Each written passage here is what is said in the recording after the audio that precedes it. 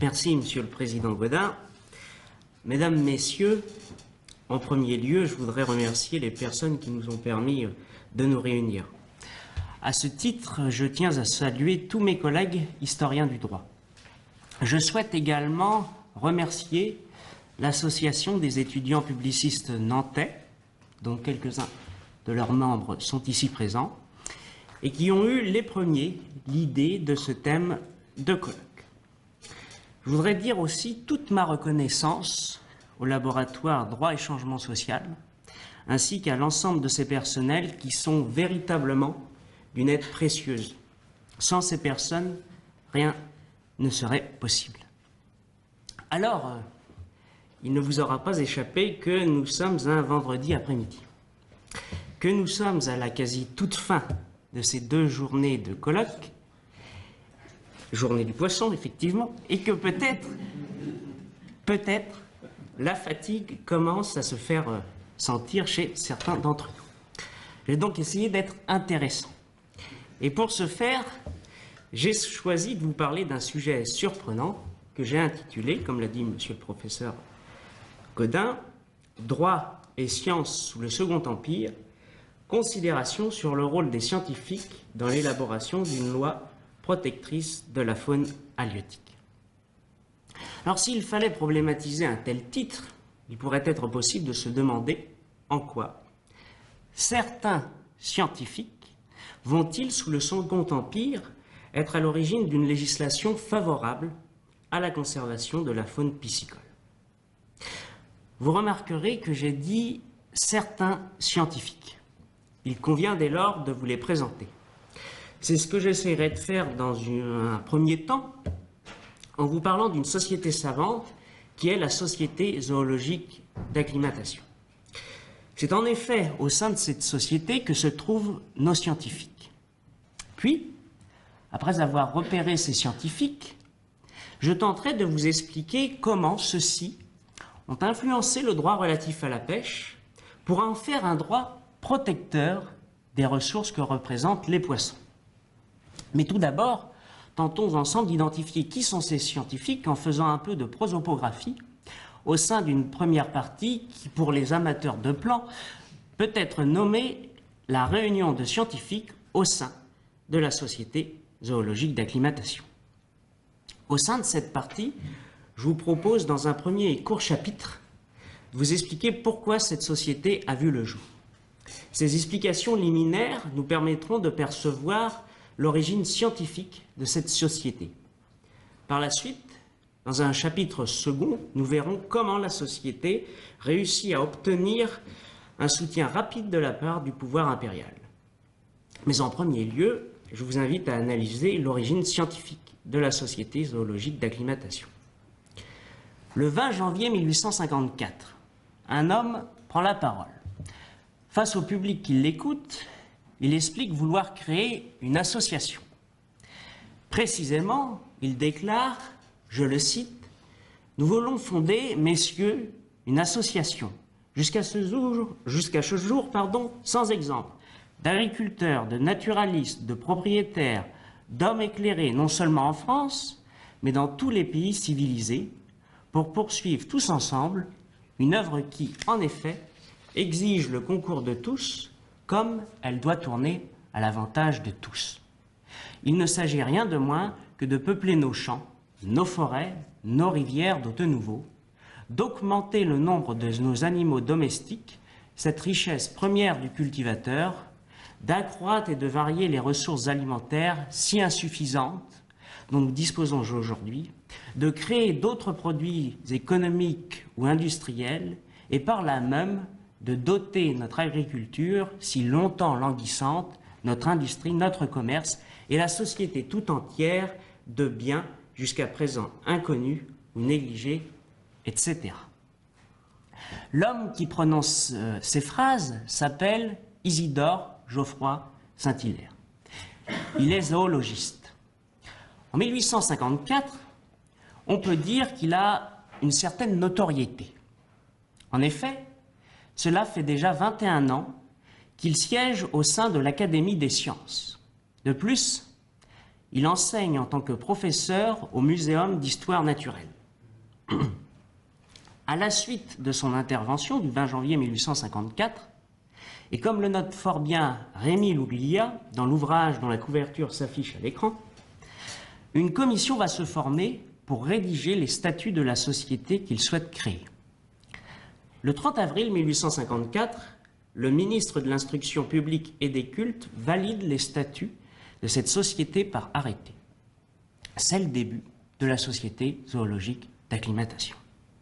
Très rapidement, cette société va se faire connaître, notamment auprès du pouvoir impérial, dont elle va obtenir la confiance. C'est ce que je vous propose de voir dans un chapitre second intitulé « La reconnaissance de l'Empire accordée à la société ».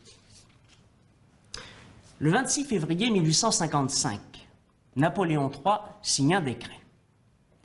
Dans ce décret, il reconnaît la Société zoologique d'acclimatation comme établissement d'utilité publique. Or, cela n'est que le début de l'ascension de cette société. En effet, la consécration ultime de la société par le pouvoir intervient un mois plus tard. À cet égard, le 20 mars 1855, la société apprend par lettre de Pierre-Albert de Dalma, alors sous-chef du cabinet de l'empereur, qu'elle est, je cite la lettre, autorisée à prendre le titre de société impériale et à inscrire le nom de Sa Majesté comme protecteur en tête de la liste de ses membres. Cette décision est lourde de sens, car elle signifie aux membres de la société que l'Empire lui témoigne sa confiance. Pour s'en convaincre de l'importance de cette décision, il est bon de se rapporter à l'un des ouvrages du professeur Jean-Pierre Chaline, qui apparaît à l'écran, et dans lequel il explique que l'octroi du titre impérial est, je le cite, une faveur accordée avec parcimonie en fonction de critères d'ancienneté et de notoriété, quelque haute relation et un loyalisme affiché ne gâtant évidemment rien. Or, concernant le critère d'ancienneté, force est de constater que celui-ci est inopérant, l'espèce. La Société zoologique d'acclimatation n'ayant même pas un an d'existence. C'est dire à quel point cette société a su s'attirer les faveurs de l'empereur, surtout quand on sait que durant tout le Second Empire, seules 65 sociétés bénéficieront de cette reconnaissance. Alors, on peut se demander quelles sont les causes de ce succès fulgurant. Il y en a plusieurs, selon moi. On peut ensemble en évoquer deux principales. Premièrement, les membres de la société d'acclimatation sont d'excellents communicants. Aujourd'hui, à coup sûr, ils auraient un compte Twitter. Ils sont d'excellents communicants. En effet, leur société, quoique Twitter, ça n'existe plus maintenant. Enfin bref, ça serait X. Ça, c'est mon côté historien du droit. En effet, leur société bénéficie tout juste d'une existence légale que ceux-ci décident de se doter d'un bulletin mensuel. Autrement dit, la société va publier chaque mois une revue qui recense et qui décrit ses différents travaux. À cette occasion, elle n'hésite pas, à interpeller le législateur. Nous y reviendrons. Secondement, certains de ses membres sont des proches, et même, pourrait-on dire, sont des personnes de confiance de Napoléon III. Par exemple, c'est le cas d'un dénommé Victor Coste. Outre le fait qu'il soit membre de l'Académie des sciences, professeur d'embryologie au Collège de France, ce cher monsieur Coste est le médecin personnel de l'impératrice Eugénie. Vous voyez donc les liens étroits qui unissent certains membres de la société avec le pouvoir. Alors, puisqu'ils ont le soutien de l'empereur, les membres de la société vont tenter d'influencer le législateur afin de lui faire adopter certaines mesures que scientifiques préconisent. Notamment, l'une de leurs premières préoccupations sera de doter la France d'une législation capable de prévenir le dépeuplement des cours d'eau. Ces observations m'amènent au second temps de mon intervention que j'ai décidé d'intituler « La société d'acclimatation à l'origine d'une législation protectrice des ressources halieutiques ». Dans cette seconde partie, nous verrons que la Société zoologique d'acclimatation a fait tout son possible pour influencer le législateur afin qu'il adopte des mesures capables d'arrêter ce qui était alors communément appelé le dépeuplement des cours d'eau. Force est de constater que cette tentative a réussi, car bon nombre de préconisations de la société seront reprises au sein d'une loi. Mais avant de voir cela, examinons comment les scientifiques de la Société zoologique d'acclimatation sont parvenus à influencer le législateur. Pour atteindre leur objectif, les membres de la société se servent de leurs connaissances et surtout, ils les rendent publiques. Pour ce faire, ils utilisent le fameux bulletin dont je vous parlais à l'instant. Entre autres, vous voyez s'afficher à l'écran un tableau qui recense les différents articles relatifs à la faune halieutique que la Société va publier au sein de son bulletin de 1854 à 1865. Certains de ces textes sont de véritables plaidoyers en faveur d'une réforme du droit relatif à la pêche. Et ce, pour en faire un droit protecteur des ressources piscicoles.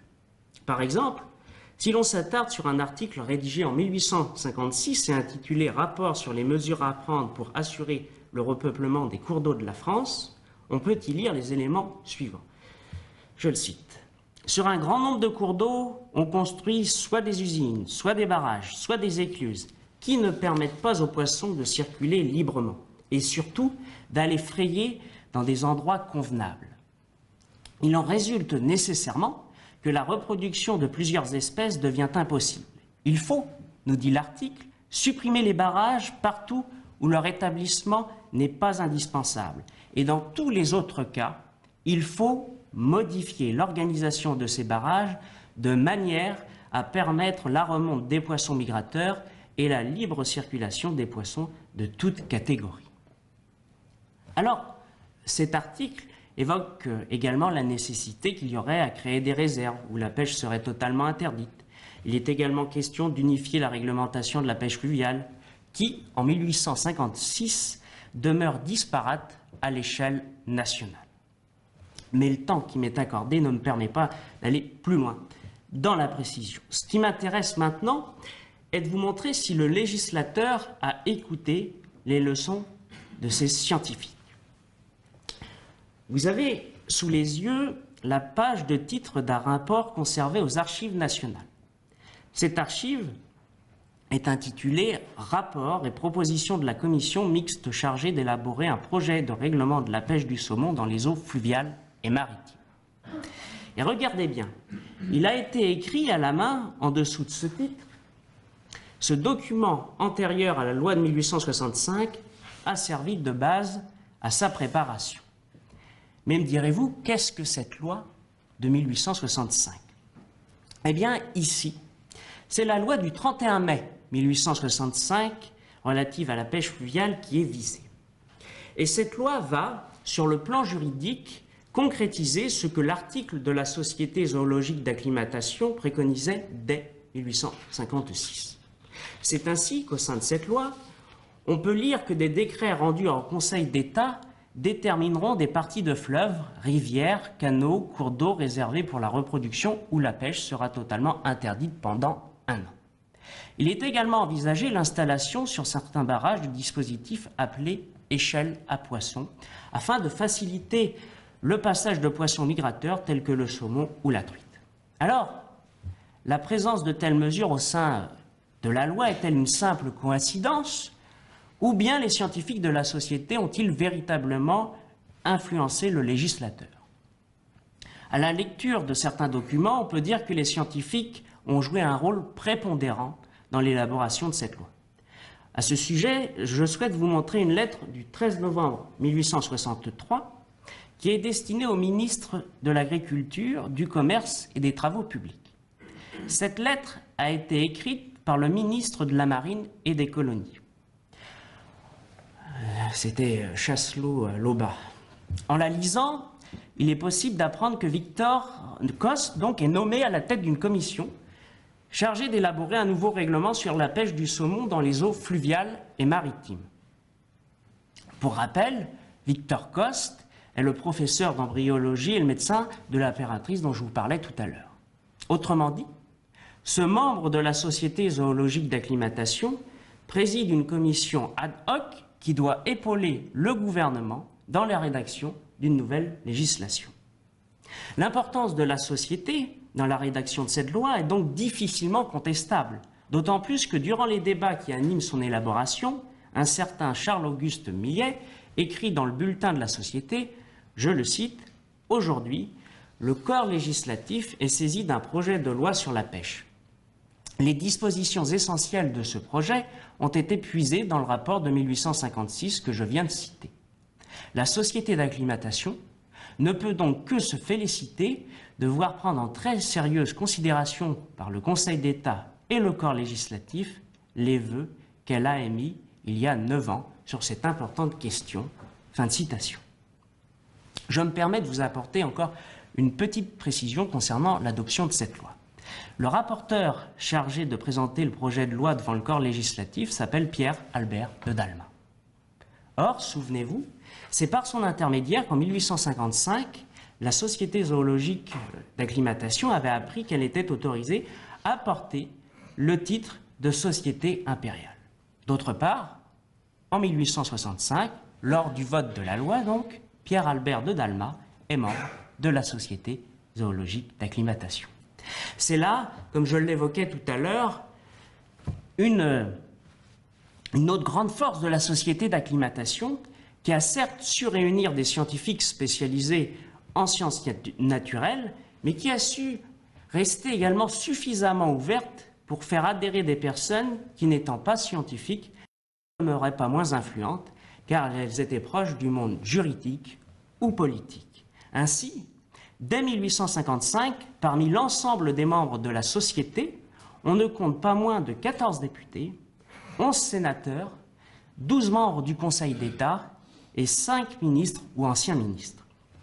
Cette proximité qu'entretiennent les scientifiques avec le pouvoir va être d'ailleurs suffisamment connue pour être moquée. C'est ce que fera le célèbre caricaturiste Honoré Daumier à travers plusieurs gravures dont l'une s'affiche à l'écran. Alors, revenons à la loi du 31 mai 1865. Une fois celle-ci votée, un décret d'application sera nécessaire pour certaines de ces dispositions, notamment ce qui concerne les temps, saisons et heures pendant lesquelles la pêche est interdite. Et regardez cette archive. Il s'agit d'une proposition de décret. Si l'on agrandit le haut de ce document, on s'aperçoit qu'il est écrit en rouge « Observation de son Excellence », c'est-à-dire le ministre, sur le règlement proposé par M. Coste. Cette proposition donnera naissance au décret du 25 janvier 1868 portant règlement sur la pêche fluviale. Ainsi, vous constatez là un fait qui me semble original et qui pourrait être résumé de la manière suivante.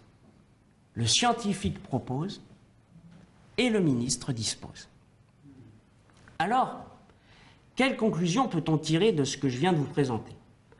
Quand on se penche sur le droit relatif à la pêche sous le Second Empire, et plus spécialement sur le droit relatif à la pêche fluviale, l'on s'aperçoit que le législateur n'est pas, ou devrais-je dire, n'est plus seulement le juriste. Ce dernier, en effet, se rend compte qu'il ne possède pas forcément les savoirs techniques qui forment le contenu de la norme qu'il a à édicter. Vous l'avez bien vu avec la dernière archive, où une ébauche de décret est rédigée par Victor Coste, et elle est ensuite corrigée par le ministre qui l'a traduite en termes juridiques. Est-ce à dire qu'un scientifique législateur voit le jour à partir du Second Empire? Je n'irai pas jusque-là. Mais je dirais que la place que le Second Empire a accordée au discours scientifique a par la suite laissé un héritage dans la manière d'écrire le droit. Mais cela, c'est une autre histoire. Et si elle vous intéresse, je me permets, avec modestie, comme vous l'a dit le professeur Godin tout à l'heure, de vous informer que j'en parle dans un ouvrage qui vient d'être, qui sera bientôt publié et mis à la vente à la mémoire du droit. Il s'affiche à l'écran. Il a été préfacé par le professeur Grégoire Bigot et il a été soutenu par ailleurs par le laboratoire Droit et Changement Social. Je saisis cette occasion pour les remercier tous pour leur aide. Voilà, je sais que l'heure avance, que nous sommes presque à la fin de ce beau colloque, mais votre attention a été de qualité. Alors pour cela, je vous dis 2 fois merci.